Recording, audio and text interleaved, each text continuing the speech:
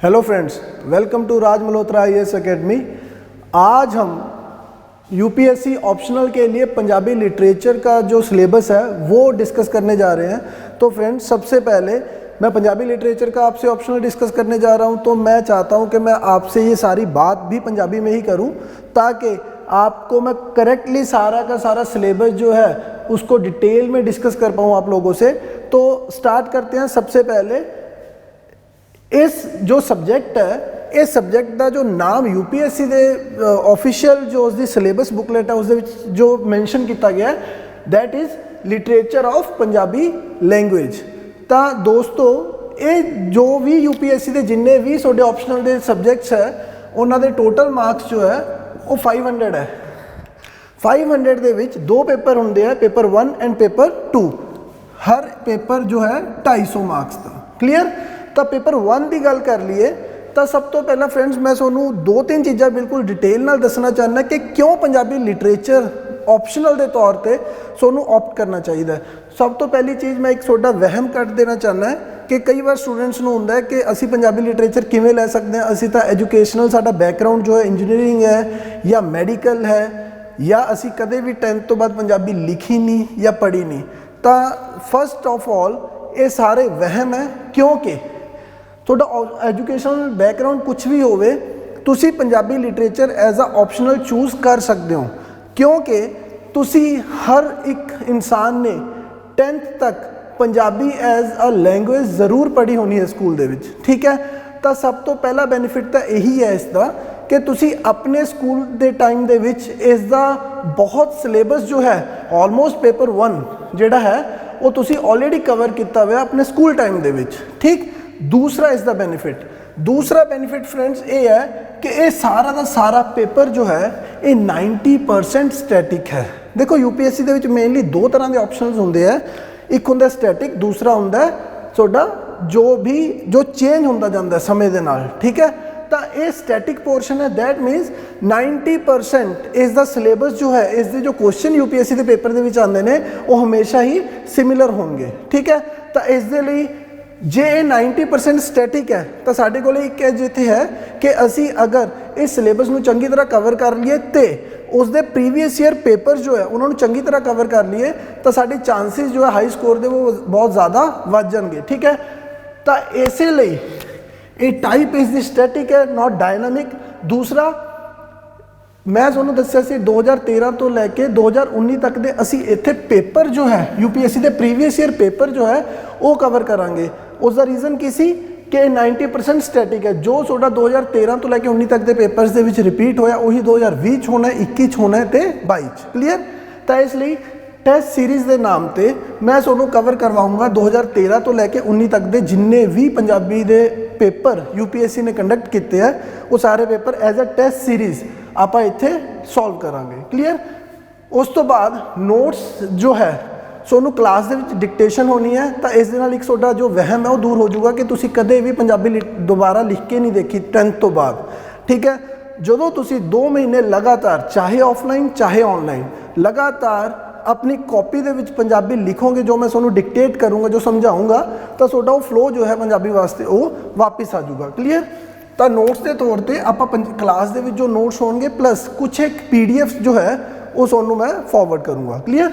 उस तो बाद एक सब तो वड्डा बेनीफिट पंजाबी का यह है फ्रेंड्स कि पंजाबी जो ऑप्शनल है वो थोड़ा सैट भी पेपर पंजाब दे ही किसी टीचर ने करना है और पेपर की चैकिंग भी जो है वो थोड़ी पंजाब दे विच ही होनी है। ठीक?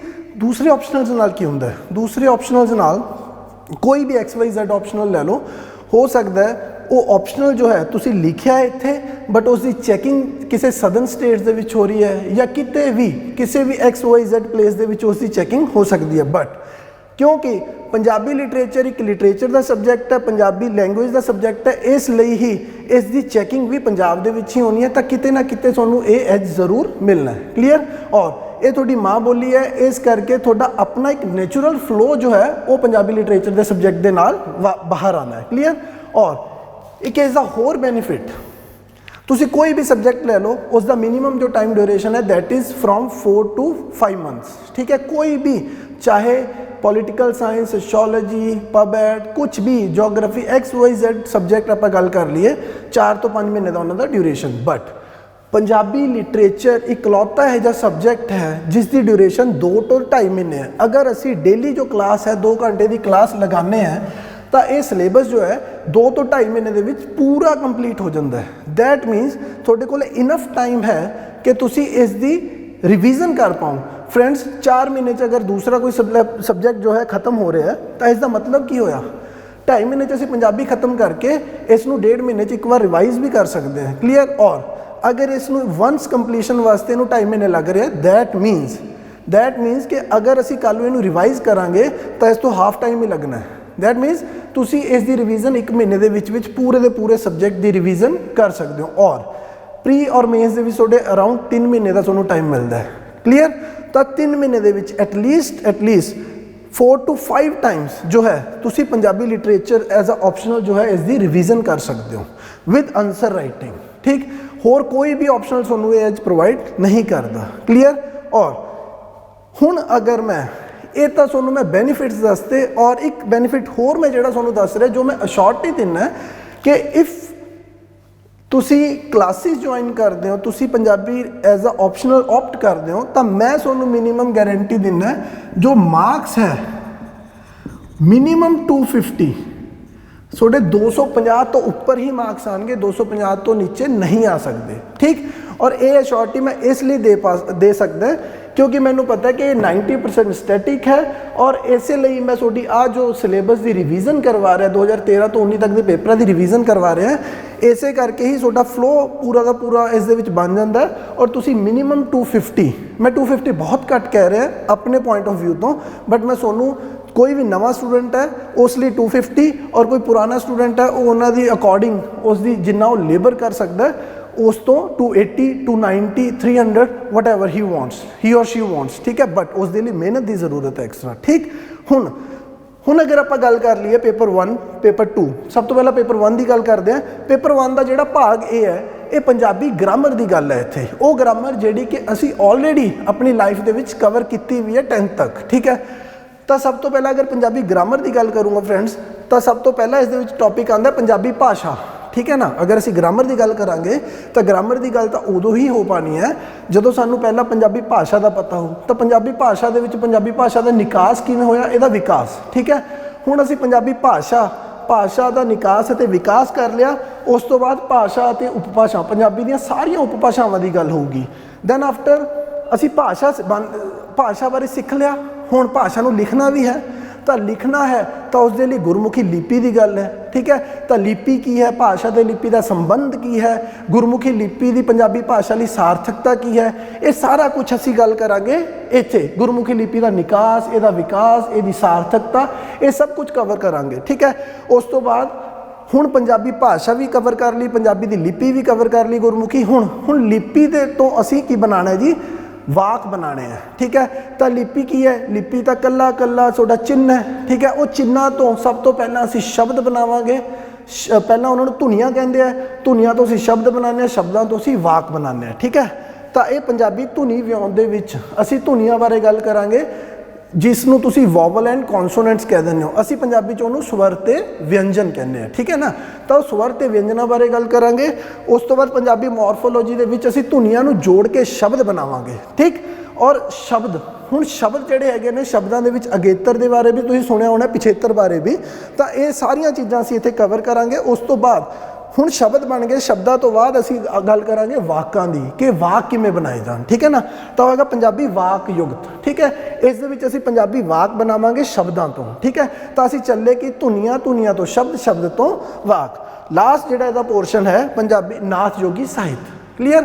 ਤਾਂ ਫਰੈਂਡਸ ਇਹ ਨਾਥ ਯੋਗੀ ਸਾਹਿਤ ਨੂੰ ਅਗਰ ਮੈਂ ਛੱਡਦਾ, ਬਾਕੀ ਸਾਰਾ ਕੁਝ ਅਸੀਂ ਕਦੇ ਨਾ ਕਦੇ ਜੋ ਹੈ ਆਪਣੀ ਲਾਈਫ ਦੇ ਵਿੱਚ ਇੱਕ ਨਾ ਇੱਕ ਵਾਰ ਜ਼ਰੂਰ ਪੜ੍ਹਿਆ। ਠੀਕ। ਉਸ ਤੋਂ ਬਾਅਦ ਅੱਗੇ ਆ ਜਾਂਦੇ ਹਾਂ ਭਾਗ ਬੀ ਦੇ ਵਿੱਚ ਸਭ ਤੋਂ ਪਹਿਲਾਂ ਦੇਖੋ ਇਸ ਦੇ ਵਿੱਚ ਸਾਹਿਤਕਾਰ ਨੇ, ਸਾਰੇ ਦੇ ਸਾਰੇ ਸਾਹਿਤਕਾਰ ਅਰਾਊਂਡ 40 ਦੇ ਕਰੀਬ ਸਾਹਿਤਕਾਰ ਨੇ। ਠੀਕ ਹੈ। ਉਹ ਸਾਹਿਤਕਾਰਾਂ ਦੇ ਵਿੱਚ ਕਵੀ ਵੀ ਨੇ, ਉਹਨਾਂ ਦੇ ਵਿੱਚ ਲੋਕ ਸਾਹਿਤ, ਮਹਾਕਾਵ ਲਿਖਣ ਵਾਲੇ, ਐਪਿਕ ਲਿਖਣ ਵਾਲੇ ਵੀ ਨੇ, ਉਹਨਾਂ ਦੇ ਵਿੱਚ ਪ੍ਰਗੀਤ ਲਿਖਣ ਵਾਲੇ ਵੀ ਨੇ, ਨਾਟਕਕਾਰ, ਨਾਵਲਕਾਰ, ਨਿਬੰਧਕਾਰ, ਨਿੱਕੀ ਕਹਾਣੀ, ਸਾਹਿਤਕ ਆਲੋਚਕ, ਸੰਤ ਸਿੰਘ ਸੇਖੋਂ ਵਰਗੇ ਆਲੋਚਕ ਵੀ ਉਸ ਦੇ ਵਿੱਚ ਆਉਂਦੇ ਨੇ।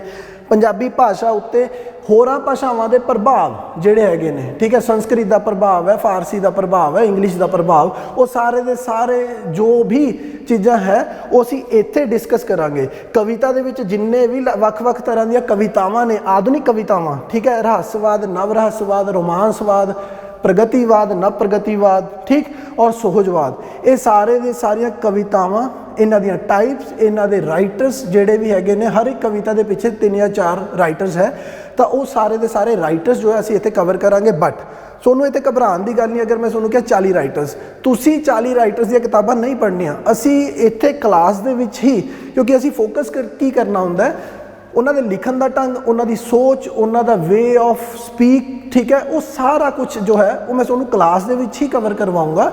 ਸੋ ਇਸ ਦੇ ਵਾਸਤੇ ਤੁਹਾਨੂੰ ਚਿੰਤਾ ਕਰਨ ਦੀ ਜ਼ਰੂਰਤ ਨਹੀਂ ਹੈ। ਕਲੀਅਰ। ਹੁਣ ਭਾਗ B ਤੇ ਇੱਧਰ ਭਾਗ B ਜਿਹੜਾ ਪੇਪਰ 2 ਹੈ, ਇਸ ਦੇ ਵਿੱਚ ਕੀ ਸਿਮਿਲੈਰਿਟੀ ਹੈ, ਅਗਰ ਅਸੀਂ ਇੱਥੇ ਇਹ ਭਾਗ B ਕਵਰ ਕਰ ਲੈਂਦੇ ਹਾਂ ਤਾਂ ਇਸ ਦਾ 50% ਪੋਰਸ਼ਨ ਸਾਡਾ ਕਵਰ ਹੋ ਜਾਂਦਾ ਹੈ। ਕਿਵੇਂ?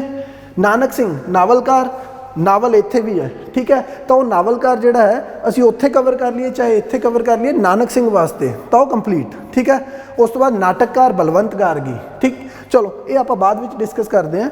ਤਾਂ ਇਹ ਸਾਰੇ ਜੋ ਵੀ ਰਾਈਟਰਸ ਹੈ ਉਹ ਆਪਾਂ ਕਲਾਸ 'ਚ ਹੀ ਡਿਸਕਸ ਕਰਾਂਗੇ। ਨੋਟਸ ਬਣਵਾਉਂਗਾ, ਉਹੀ ਨੋਟਸ ਤੁਸੀਂ ਪੜ੍ਹਨੇ ਆ, ਉਹਨਾਂ ਦੇ ਵਿੱਚੋਂ ਹੀ ਪੇਪਰ ਆਊਗਾ, ਉਹਨਾਂ ਦੇ ਵਿੱਚੋਂ ਹੀ ਅਸੀਂ ਆਨਸਰ ਕਰਨੇ ਆ। ਕਲੀਅਰ।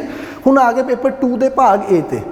फ्रेंड्स पेपर 2 का भाग है सब तो पहला है नानक बाणी। गुरु नानक देव जी की बाणी है, उन्होंने 3 किताबां ने, जपजी साहब, वार आसा ते 12 माह तखारी राग। ठीक है, ये तिने हूँ देखो जपजी भी तुसी कदे ना कदे अपनी लाइफ सुनिया होना है, पढ़िया होना है। ठीक है, वार आसा भी कदे सुनिया होना है या पढ़िया होना है। ठीक, तो ये सारियां आप डिस्कस करनी है। 12 माह तखारी राग, ठीक है, 12 महीनों का वर्णन, ये सारा कुछ असी डिस्कस करांगे। उस तो बाद फरीद बाणी, फरीद बाणी के 130 श्लोक ने जिहड़ी कि भगत बाणी दे विच दर्ज ने। ठीक है, साडी जो ग्रंथ साहब है उहदे विच भगत बाणी दे विच जो फरीद बाणी के श्लोक जो है वो असी इत्थे डिस्कस करांगे। क्लीयर। उस तो बाद बुल्ले शाह दियां काफियां जो है असी सारियां काफियां नहीं पढ़नियां, असी कुछ सिलेक्टेड काफियां पढ़नियां ने जिस तो कि सानू उन्हां दी सोच का अंदाजा हो सके कि वो की सोचदा है, किस तरह सोचदा है और की कहना चाहता है। ठीक है, वो सारियां काफियां असी इत्थे गल करांगे। और 90% काफियां जो है वो तुसी अपने आप पहला भी सुनिया ने लाइफ दे विच, चाहे वो गाणियां दी फॉर्म दे विच है, चाहे वो किते भी literature the form they which. Clear. उस तो बाद हीर वारिस,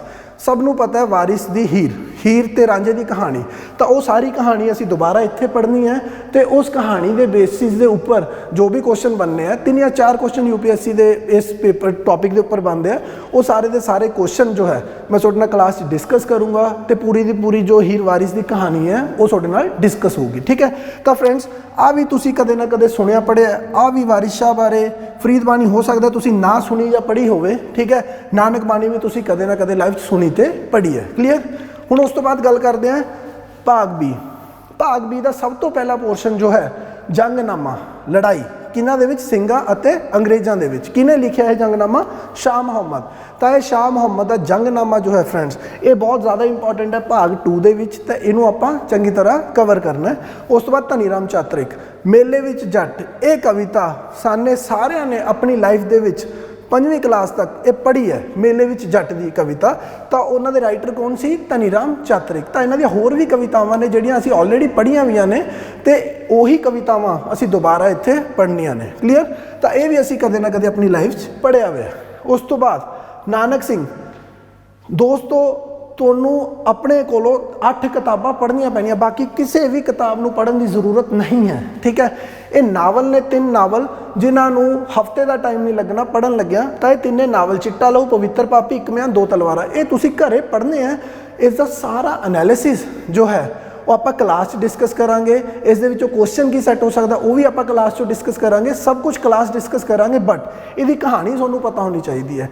सिमिलर बलवंत गार्गी जो कि एक बहुत ही फेमस नाटककार ने, उन्होंने बारे भी 3 नाटक ने, लोहाकुट, सुल्तान रजिया ते धुनी दी अग। ये भी नाटक तुसी पढ़ने हैं, बाकी सारा एनालिसिस इन्हां दा पेपर पॉइंट ऑफ व्यू नाल आपां क्लास ही करांगे। क्लीयर। उस तो बाद बलराज सानी, बलराज सानी जो साडे बॉलीवुड के एक्टर रहे ने, ठीक है, उन्होंने नाता साडे पंजाब नाल ही सी, पाकिस्तान नाल सी। ठीक है, तो उन्होंने 2 सफ़रनामे बनाए ने, लिखे ने।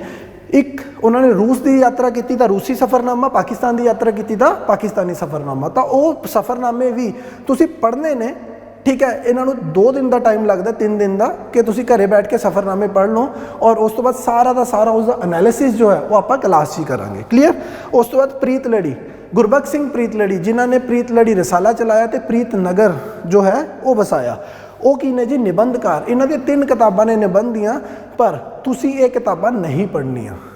ये 3 किताबां जो है निबंध के उत्ते जो भी इन्होंने छापियां ने ਉਹਦਾ पूरा एनालिसिस आप क्लास ही करांगे, इसलिए ये सोनू घरों पढ़न की जरूरत नहीं पैनी।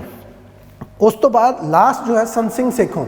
संत सिंह सेखों की ने आलोचक, आलोचना मतलब लिटरेरी क्रिटिसिज्म, ठीक है, जो भी किसी ने भी लिखा, चाहे वो गार्गी ने लिखा, चाहे वो फरीद ने लिखा, चाहे वो किसी भी राइटर ने लिखा, उन्होंने रचना का उत्तों criticism not in the negative way but वह पूरा एनालिसिस करना, चाहे पॉजिटिव है चाहे नैगेटिव है। तो इन्हों दी भी 3 किताबां ने, वह एनालिसिस जो आप इत्थे क्लास दे विच ही करना है। क्लीयर।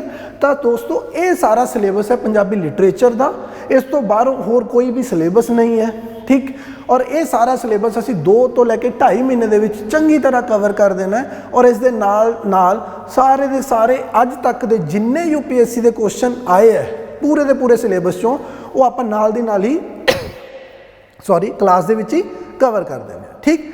तो ये साडा जो है पंजाबी लिटरेचर का नवा बैच असी 8 जून 2020 तो स्टार्ट करन जा रहे हैं। और जो भी तुहाडे जो इंटरस्टेड है इस बैच लई तो तुसी ज्वाइन कर सकते हो, तुसी नीचे दिते हुए नंबर के उत्ते कॉल कर सकते हो, तुसी राज मल्होत्रा IAS अकैडमी की वैबसाइट पर जाके उत्थों भी नंबर देख सकते हो, तो उत्थे भी तुसी साडे नाल कॉन्टैक्ट कर सकते हो। तो असी 8 जून तो ऑनलाइन तो ऑफलाइन, हले सानू ऑफलाइन की परमिशन तो नहीं है, बट असी स्टार्ट कर रहे हैं ऑनलाइन क्लासिस तो। और जदों ही क्लासिस दोबारा ओपन होणगियां अकॉर्डिंग टू गवर्नमेंट जो भी डिसीजन होगा, तो नाल दी नाल साडा ऑफलाइन बैच भी स्टार्ट हो जाना है, ठीक है। तो जो भी इंटरस्टेड है तुसीं साडे नाल कॉन्टैक्ट कर सकते हो। Thank you.